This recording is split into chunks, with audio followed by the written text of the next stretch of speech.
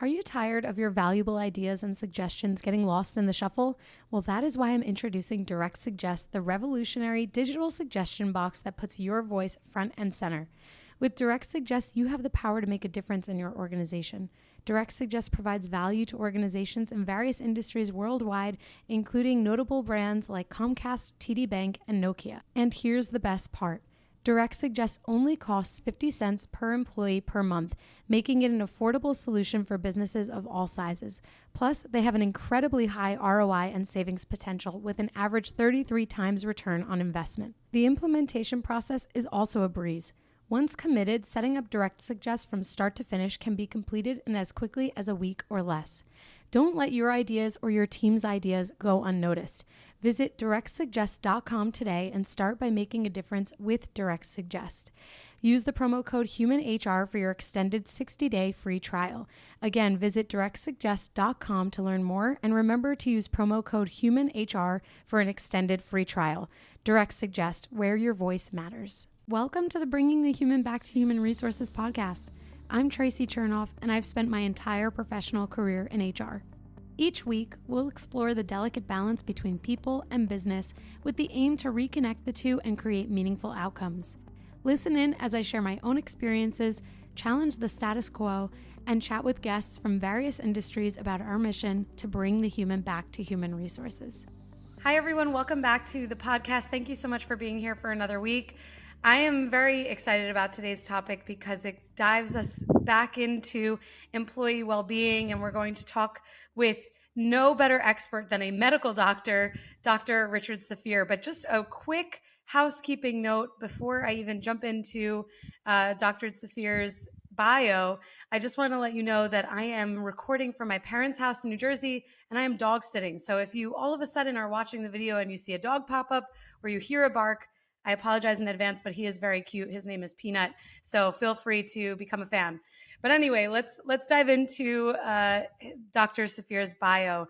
For the past 20 years, workplace health pioneer and thought leader Richard Safir, MD, has assessed cultures, trained leaders, and conducted and explored research on the intersection of individual and organizational behavior. Dr. Safir currently serves as the Chief Medical Director of Employee Health and Wellbeing for Johns Hopkins Medicine, where he leads the Healthy at Hopkins Employee Health and Wellbeing Strategy. Previously, he was the Medical Director of Preventative Medicine for Care First Blue Cross Blue Shield in Baltimore, Maryland. In January 2023, with publisher Wiley, Dr. Safir released A Cure for the Common Company, a well-being prescription for a happier, healthier, and more resilient workforce. And if you're watching the video, you see I have the book right here. Dr. Safir is the first author to provide a step-by-step roadmap for creating a well-being culture that integrates science with practical solutions as demonstrated by the numerous real stories from successful companies. He's a fellow of the American Academy of Family Medicine, the American College of Lifestyle Medicine, and the American College of Preventative Medicine. He serves on the New England Journal of Medicine Catalyst Insight Council and previously served on the board of directors for the American College of Lifestyle Medicine. Dr. Safir, Richard, thank you so much for joining us today. Oh, thanks for having me, Tracy. I hope we do get to see Peanut. We have a Cammy on our end who I don't think you're going to see, but we'll find out. You know, one day I'll have to do like an episode that's like a bring your dog to podcast day or something. That's right. He's an old man now, so he tends to like sleep most of the day anyway, except for when I take him out. I can't say the W word, walk, because otherwise he'll freak out, and then I'll just have to stop recording and we'll have to go for a walk. Oh, that's good that he understands the word walk. Yes, that's like his favorite activity. And it's, you know what, it's good for all of us. It gets us out. Absolutely. Well, there's your first example of what we can be doing during the workday. It doesn't take long, 5 minutes to get up. Not only is the movement good for us, but getting outside with fresh air. Really easy tip right off the bat. You know, I didn't plan that anecdote, but I like that you brought it back to this. And actually, I think it's the perfect segue because your book, I've said this before on the podcast that I'm really not a self-help reader. I'm an avid reader, but I don't typically reach for self-help books. But I have to say, your book did not feel like a self-help book. It actually felt like a book that was not only giving me problems and solutions or answers to questions, but it was truly like a roadmap. I felt like I was going through this journey, like what you typically would experience in a story. So thank you for the way that you wrote this book for those of us who maybe don't tend to gravitate toward books like this. Well, thank you for noticing, Tracy. I worked very hard to make it read more like a pleasure book, but weave in how the workplace can impact our health and what we can do differently to make sure that our job and our workplace is a force of support and Right. not a source of problems for our health and well-being. Right, absolutely. And you really, I'm sure that as the listeners get to know you over this episode, for those who do end up reading your book, I think they'll see that your personality is really very eminent in the book throughout the pages. At least I felt like we were Yeah. having our conversation from before while reading. So I think it's Yeah. really well done. Well, I'm glad it came across that way. I've been writing a family letter every, holiday season for 20 years, Wow. and I write it as if I'm, giving everyone a slice of our family's life, and it's not all the great things that is happening. I weave in the challenges, and I decided it's very well received, and I decided, you know what, that's the way I write. So that's how Hmm. I'm gonna come across to the audience here because I read books. No one likes to be bored, and so I decided I'm not gonna bore the readers. There we go, and that is much appreciated. So again, for everyone who maybe didn't catch that in the bio in the introduction, the book is titled "A Cure for the Common Company: A Well-Being Prescription for a Happier, Healthier, and More Resilient Workforce." And so I'd love to kind of start out with where the inspiration from came from to write this book, because you do really weave in the medical Yeah, understanding and the implications of a lack of a healthy workforce, yeah, while kind of marrying that with the challenges that workforces really have today around employee well-being. yeah. I've had a very interesting career. I'll just start by saying I studied nutrition in college. And that is not the typical background for physicians, at least back when I graduated. And so going from nutrition education to medical school and then to residency, I chose a path in family medicine because I liked everything that I saw in medical school. And I was in family practice for just 2 years before I realized, hey, you know what? Most of my patients are showing up here, running from their job to the doctor's office and back to the job, and they didn't have time to take care of themselves. They had kids and every reason to not be able to help themselves, including that they didn't understand how to help themselves. So I realized, hey, I could be making a bigger impact if I were to help employers support the health and well-being of their workforce because that's where we're spending most of our time, most of our waking hours. So Mm-hmm. from private practice to academics at George Washington University, where I continue to learn about the impact of employers on employees. I ran an occupational medicine office. I worked at a large health plan, Blue Cross Blue Shield, to understand the payment side of this. And now I lead the employee health and well-being strategy at Johns Hopkins Medicine. So, Tracy, the inspiration is having seen this problem from multiple angles and concluding that the biggest challenge that we all have is making sure that leaders at all levels and employees understand what they can do differently to weave health and well-being through the workday. It's not that we need more programs, it's not that we need more benefits, it's how we move through our workday. Right. I absolutely agree with you. And this reminds me of a page that I just pulled up because I had noted this. Page 60, you talk about the social climate climate, and the chapter is called "Oh, the weather outside is frightful." Yeah. And actually, for everyone listening, like this is the type of energy that you would get from the book. It's, it's lighthearted, but also, serious in the sense that health is really important and something to take seriously. But something you write here is the social climate is akin to the weather over a long period of time. When it's mostly sunny out, we're more likely to feel happy, upbeat, and energetic. A little rain one day isn't so bothersome, but if it's cloudy every day, we can start to feel depressed. And then you continue on by saying a good social climate is also good for the organization. Research that goes back 50 years shows that a good social climate positively impacts the organization in improving recruitment and retention, enhancing trust, increasing resilience, and lowering the cost of doing business. And, when I see this and I see all of your footnotes as well with all of your citations, this is probably the thing for me that set your book apart from other books that I've read on similar topics, that you really cite every single piece of information that you're referencing. So it's easy for the readers to really understand that this is not something new. It's not something that is just, a figment of your imagination. Like, there's Yeah. proven and backed Yeah. research here. But I like this. I'd love to dig into this idea of the social climate, because one of the things that it made me think about was how the social climate was impacted by COVID. For those of us who started working remotely, the social climate was whatever we had in our homes potentially, or whatever we managed to figure out virtually. And for those of us like yourselves who were, on the front lines, the social climate took a bit of a backseat, I would imagine. Yeah, I first want to start with the the title of the chapter. So, I am not shy about sharing a little bit about myself. Sometimes my mind works in music, and in fact, sometimes during the workday, something will happen and will remind me of the lyrics from a song. And you picked up one reference to music that's in the book, but there's several others. Mm-hmm.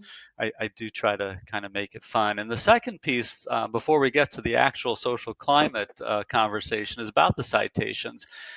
It was and still is very important to me that I cite where I'm getting information from and how we're making decisions, because too often people make decisions about employee health and well-being based on their own experience. And they think that just because this is the way they're going through their work life, everybody else should go through their work life this way as well. I think that's a mistake. I think people who are put in the position of either leading a team or making decisions for their entire organization need to make their decisions based on the wealth of research that's available. And Tracy, I feel proud of the book for that reason that you mentioned, is that everything's cited, and people can feel confident that what they're getting is not just opinion. It's based on published research. Uh, Now, social climate and COVID, yeah, huge hit, and it's still implications, and I don't know when those implications are going to level out. And the implications are for people who are still working remotely. The implications are for those who are hybrid. The implications are for those who are in the workplace. Um, we really lost something, not only because of the pandemic, but because of those years. There was simultaneously civil discord within our communities and in the national conversation and in a global conversation. There's these two underlying currents, and we can't separate the two, because and that's another message. We really can't separate what's going on outside of our work life with our work life. And we'd be better off if we could uh, acknowledge that and figure out how to best navigate how the two work together. Mm. Yeah, that makes a lot of sense. And, I'm sure that there are listeners that are totally sick and tired of hearing about COVID, but the reality is that I bring it up all I'm the sick and time. tired of I'm it. sure, I'm sure you are. I bring it up so often because, Yeah, not only is my husband a medical doctor also, and so it impacted him in a way that yeah, is not even relevant to me in the sense of like what I could imagine. but it also impacted me personally because as an Hmm. HR person working through COVID, Yeah. like I was just texting actually a former colleague, like one of my very good friends, that we're still, we use this Yeah. word traumatized, but still traumatized Yes. by the impact that it Yes. had. And this is definitely pervasive in Yeah. the workplace cultures around the globe, but especially probably in the United States. Yeah. Like hug your human resource professional today. Ask for consent first. But Right. but really, I don't think it's a far-fetched word to use for many people traumatized because it's left a scar in whatever individual way. Right. But from a the book is written so that it is not a flat out self-help book, Tracy, No. as you mentioned, but there is a box in each chapter that helps one reflect on their own well-being. Right. So we have to face reality, and know that we are looking at work in a different way right now. Right. Absolutely. And thinking through the tenets of your book, one of the takeaways for me is that this concept of weaving, or the importance of weaving in well-being and like really routines around wellness, that's kind of how I took it away, that these routines, when you invest in yourself, can commit to a better, or contribute, I should say, to a better overall workforce. And the more everyone contributes to themselves, the better the environment is for every single person, around them. And one of the things that you had mentioned in the friends and family plan chapter is Yeah. this idea of willpower being a bad strategy. Yeah. And it is a bad strategy. And this concept that you shared around, many people eating regardless of whether they're hungry prompts for overeating abound, right? It's a concept that we all know well enough, right? We're humans.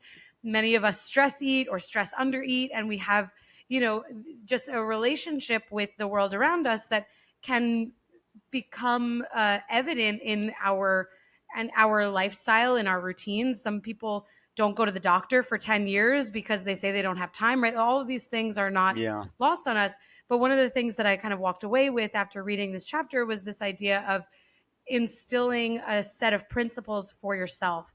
And like you said at the beginning of the episode, that Peanut wanting to go out for a walk around the block is good for me. It's good for him, and it's a 5 to 15 minute, maybe 30-minute activity that really invests time and wellness back into my day.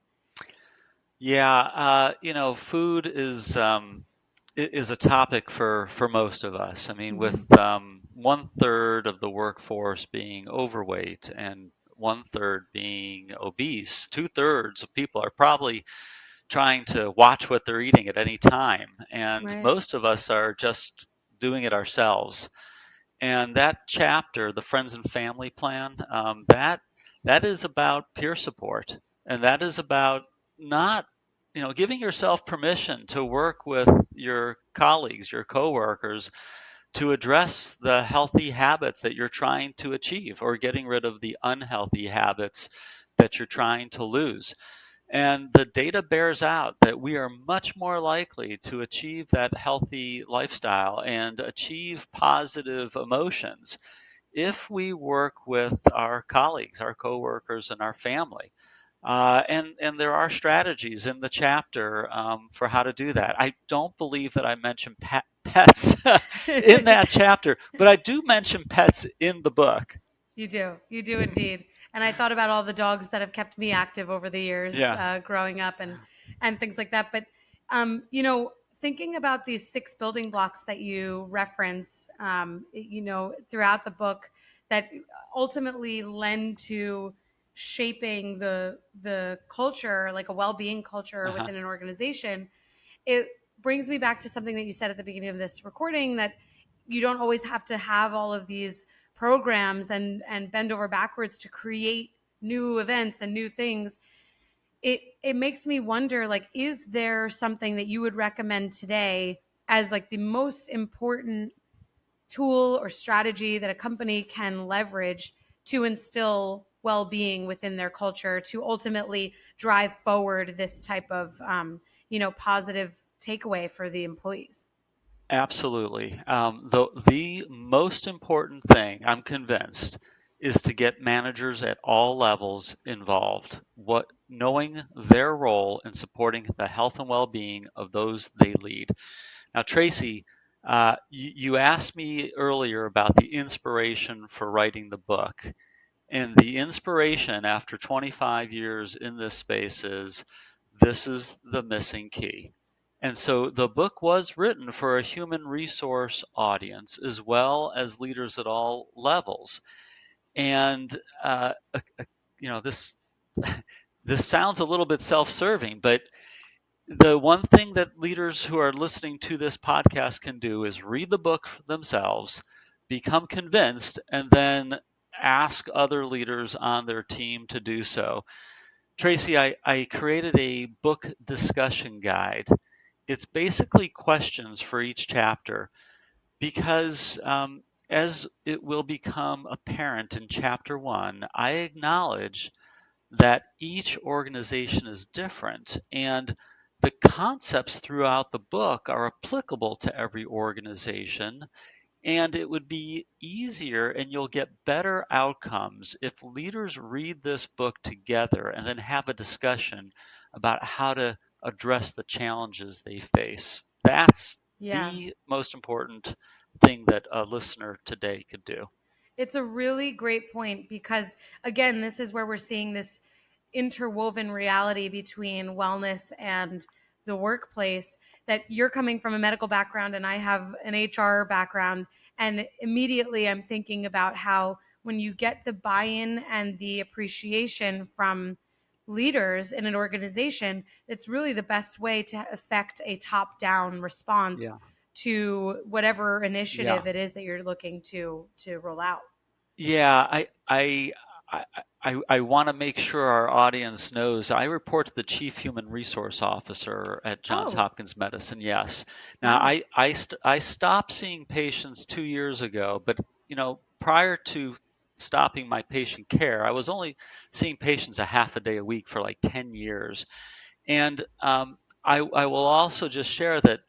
Uh, I speak at human resource conferences. I don't speak at medical conferences anymore. I used to. But really, probably 5 to 10 years ago, I started speaking at business conferences and HR conferences because, what's happening, Tracy, is folks in the field of employee health and wellness are speaking to each other. Mm-hmm. And I'm like, hold on a second. We're all speaking to each other and we're all nodding like, yes, we need to be speaking to our HR colleagues. And Absolutely. so I do think at this point in my career, I consider myself an HR professional I was with gonna an say you MD are. degree. Yes, Yeah. you're like the doctor of HR. Oh, well, that's an interesting tagline. Just one more thing, Tracy. This was so important to me to connect with my HR colleagues. That one thing that I'm very proud of about the book is that the Society for Human Resource Management reviewed the book, and it's now awarding continuing education credit for Wow. those who read it and fill out a couple of questions on their platform. If your company is remote or hybrid, then you know just how difficult it can be to grow your company's culture beyond a pre scheduled Zoom happy hour or occasional lunch and learn. Well, this week's sponsor is here to solve that. They're called CultureBot. CultureBot has devised what will likely become the gold standard for growing and blossoming a company culture inside of Slack. The app is like a sidekick for any HR or people professional, automating a lot of the mundane tasks you probably are forgetting to do on a daily basis. Things like birthday and work anniversary celebrations, team shoutouts and kudos, employee introductions, and remote games. It even has health and wellness tips and conversation starters. If that piques your interest, this will get you even more excited. Today, I'm able to share a special promotion for listeners of the podcast. You can get your first 6 months of CultureBot for 50% off.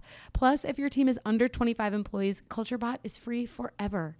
So if you're looking for a way to create a culture of appreciation and drive increased engagement and togetherness across your team, I definitely recommend checking out CultureBot.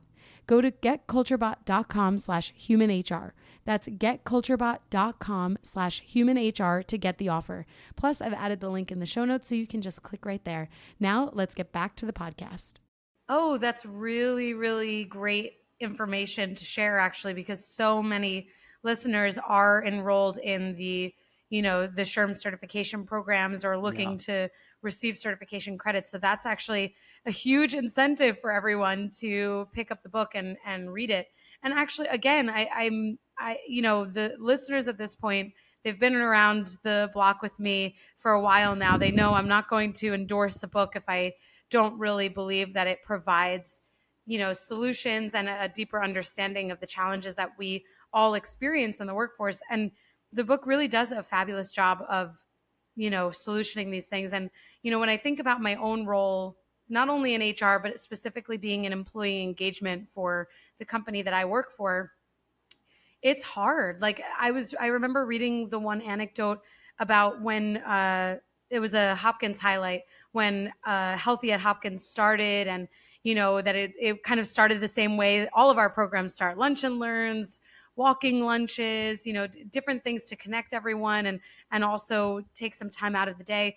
And I was like, every company is different, every business is different, but we're also all very similar in that we start in this one place because we recognize that there are these challenges and we want to do something that maybe doesn't feel like a super heavy lift to get the workplace to be more connected and to dedicate ourselves to more well-being routines or initiatives. And then as you go on throughout your career, like I reflected on my own that you try all of these things and organizations respond differently depending on where you are. But then also there's this individual responsibility that we all have to commit to ourselves that, oh, well, I have to instill these programs and practices in my own life because it matters to me, whether or not the organization cares about it. And that's, at the end of the day, of course, organizations should care about well-being and health and wellness. But if there are certainly organizations that don't. And so it's important, just as much as it's important to get every leader on board to enable execution of a well-being culture, individuals, I think, also have a responsibility to instill that within their own lives. Do you agree with that, or? Oh, absolutely. We can't rest on somebody else doing our Right. health and well-being for us. And I think we each are capable of doing that to the degree at which we're in a supportive environment. And since we spend most of our waking hours working, that supportive environment needs to include our workplace and our team. And it's just an underappreciated aspect of employee health and well-being is building this well-being culture on the team level and the organizational level. Um, Mhm. I mean, I think that readers will conclude along with me once they finish the book how much of our health and well-being is dependent on those around us, and that if we only Mhm. rely on ourselves, we'll never reach our optimal state of health and well-being. Right. This comes back to the peer support and the Yeah, friends and family plan chapter that you wrote. It's true. that's I mean, it's yeah. true. Well, there's that chapter. It's also the social climate chapter, which rests on, whether or not we're in a positive working environment, whether or not we feel like we're working together towards the same goals. It rests on the be a better boss chapter and or how to be the best boss. And there's all these different relationships in the workplace and how they impact our health and well-being in a different way. It's actually a complicated social science arena, which I attempt to convey in a much more simple, direct manner so that it's easily consumable. Right. Absolutely. You know, when I think about the Healthy at Hopkins initiative and strategy, I should say, that you have led, my one of my questions for you is actually how you've seen the organization evolve, especially since it Yeah. is a, you know, it's a, Yeah. healthcare, right? Like Yeah. we're talking Yeah. about all people who are dedicated to and impassioned by healthcare. Hmm. How has the Healthy at Hopkins initiative, or strategy, I should say, changed the workforce in your perspective, or from your perspective? Yeah, so I joined in 2012, and the program apparently started in 2007. So when I joined, I did some research. I looked at old presentations. I talked to people who were part of that. Because when I joined, it was, a couple of HR leaders, a wellness vendor, a faculty member, just the insurance plan, and they weren't organized, and they each had a different agenda, and honestly no one had like the understanding of the science behind it. And so we've come a huge way. We put a roadmap in place, a long-term strategic plan. I, Listen, it takes a while to get out of the gate. You really need to be patient and understand, hey, it could take us 6 months to create our 3 to 5 year strategic plan. And you really need to have an infrastructure. Don't just jump to the webinars and the lunch and learns. Have a long-term plan. Tracy, not to consume the rest of the podcast, but we have a multi-dimensional strategy in place. Yes, we have benefits and programs, but that is a small portion of our strategy. We have changed the work environment. We have invested in leaders at all levels. We integrate employee health and well-being into our orientation, into our benefit plan, into our learning and development strategy. It is an integration process into our workplace culture. Are we perfect? No.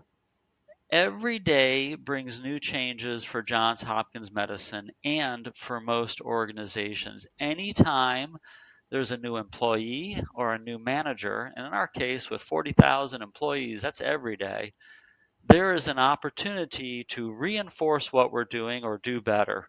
And we have to just recognize there's no end goal. This is an ongoing strategy that cannot be accurately reflected all the time in a checkbox. Right. No, it makes perfect sense. And, as you were sharing this, I was thinking about this recent trend. I don't know if you've heard about this, and I'm probably going to do an episode on it because I have some thoughts. But this trend, I think it started on TikTok, called the lazy girl job.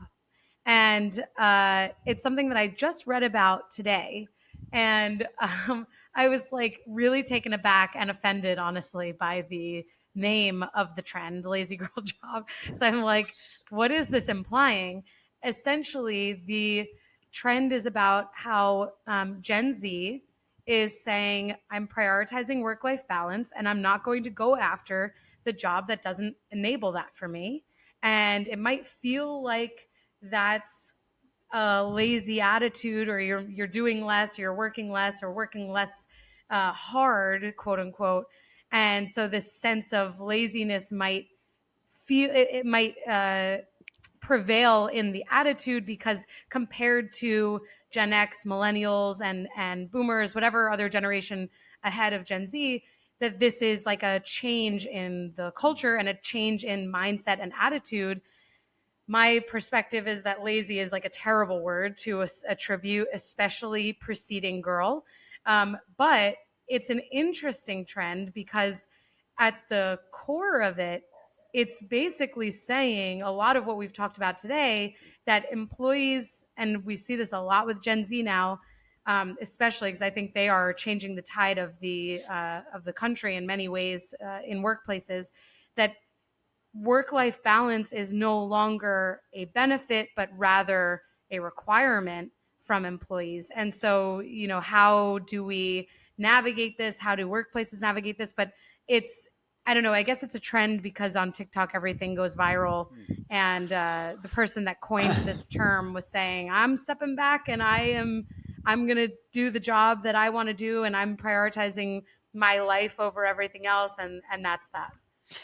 Yeah, so I'm not on TikTok. I'm not either. I actually was featured once on TikTok, unbeknownst to Wow. me. I Wow. found out on LinkedIn that someone made a TikTok video with my book, and that was Oh, really wow. That's funny. really cool. I was able to show my kids and tell them, "Look, I made it to TikTok."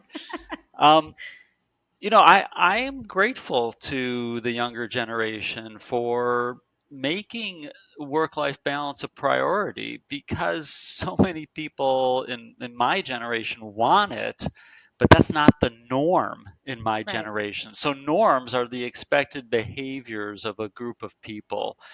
And because the post-college graduate generation is demanding it, employers are having to adjust for it, and they need to treat everybody equally.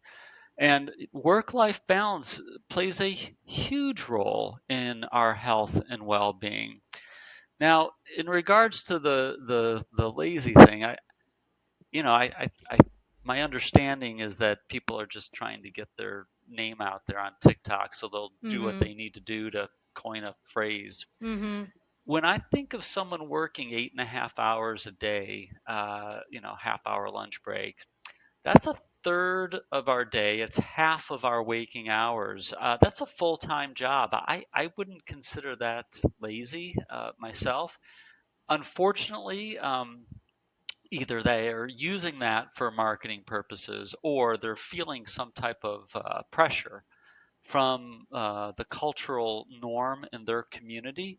Mm-hmm. Perhaps that person is living in a community where everybody's working really beyond the 8.5 hours. So, I mean, I think it's a I think I like your creative way, Tracy, of bringing this into the conversation. And any leader who's listening to this podcast probably already realizes it's a big deal.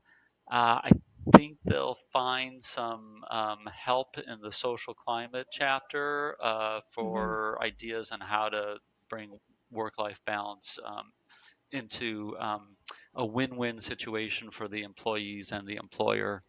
Yeah, no, it makes absolute sense. And I agree. The norms are definitely something to be considered with this trend. And it's true. I mean, we see that this idea of whether it's clickbait or quick marketing headlines that really catch your eye, and a 1 minute video are what society tends to grab onto these days, rather than really diving into where is this coming from, what is the context. And I totally agree that at first sight, like I said, I was like, I'm a little offended by this name. Yeah. What does this mean? But then with a deeper understanding that it's actually doing all of the things that we all really want. We want to be able to have a successful career and a successful and harmonious home life. So it's really not such a bad concept. It's just a matter of how we maybe articulate it and understand where it's coming from. Yes, that's right. I mean, the person succeeded in their goal probably, which is I would to say go so. viral. Yes, I would say so. And Yeah, apparently the person who did coin it is a 26-year-old yeah. influencer, and she is saying that she coined this in May. So, to go viral in a few months is pretty good, I suppose. From Uh, someone who's never gone viral, I think that's yeah. probably pretty good. Yeah. But to wrap us up here a little bit, I just wanted to come to one part of this. I think it was one of your last chapters, Dinner is Served. Hmm. This idea that a job is more than a paycheck. It's a really important concept and ideology to me, because there's this one on one hand, there's the perception that, okay, well, a job is a job, I'm here to make money, and I'll call it a day at the end of the day. And then there are others of us, myself included, who see the job as more than that. That it's natural to take work home with us, because we care that much about what it is that we're doing or who we're affecting. And the first line in this part of this like sub paragraph or sub part of the chapter is, purpose gives meaning to life. And you continue by saying, while money is needed to buy seed and fertilizer, purpose provides the sunshine needed for us to grow.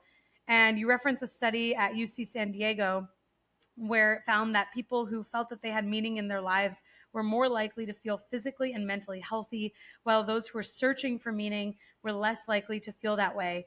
A sense of purpose can be anchored in family, community, a social cause, or your job.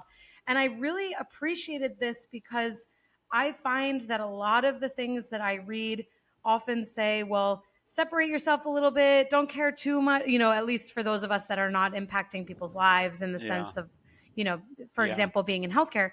But I actually really appreciated that this chapter is kind of doing not necessarily the opposite, but challenging that ideal that it is okay to have so much purpose in what you do and the job that you're doing because of the way that it fuels the meaning behind our Yeah. lives. I mean, if you're lucky, your job will also be aligned with your purpose. When I say if you're lucky, people have jobs for a lot of different reasons. I mean, I think one of the most common reasons why we have jobs is to put a roof over our head and Mm-hmm. food in our stomachs. You know, on top of that, I think it's reasonable for people to be searching for a job that helps them feel fulfilled. Uh, be, because of the number of hours and because when we feel fulfilled, that's a layer of well-being that is not neat and tidy, like eat your 5 fruits and vegetables a day. Mm-hmm. There's so many different layers of well-being that most employers and most individuals aren't familiar with, because who gets a class on well-being when you're going through grade school? Not Right. too many people. Right. Um, Tracy, it's in the final chapter because it kind of it's the culmination of what I think are some fundamentals that we need in the workplace, and the cherry on top is if you can also have purpose through your job.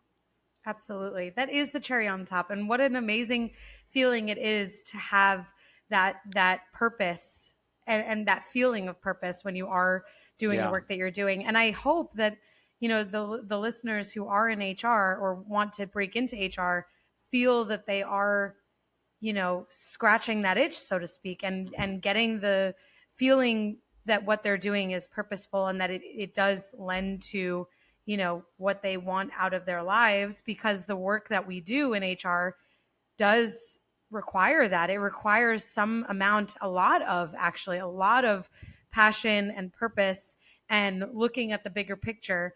And there are so many episodes that I've done Yeah. about HR leaders who are just the example of what not to be. It's why I Mm. started this podcast.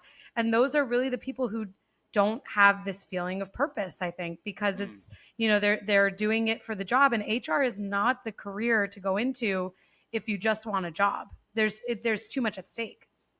I don't know that most HR professionals realize how much their work impacts the well-being of the people they serve.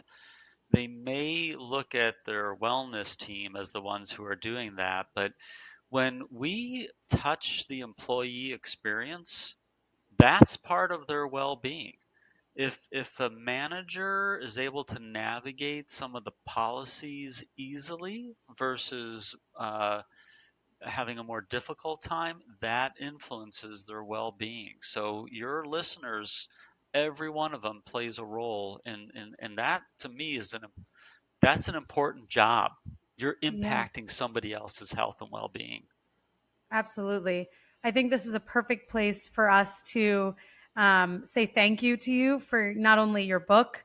Again, for all the listeners, there will be a link so you can get the book too, but it's A Cure for the Common Company, a well-being prescription for a happier, healthier, and more resilient workforce. So thank you for this book, and thank you for all of the insights that you've shared as well today that help us round out that reading experience. Well, I appreciate you having me here, Tracy, and I didn't get to see Peanut today. If you No, want he's to, sleeping. maybe there'll be another episode, and I'll meet Peanut next time. That's right. That's right.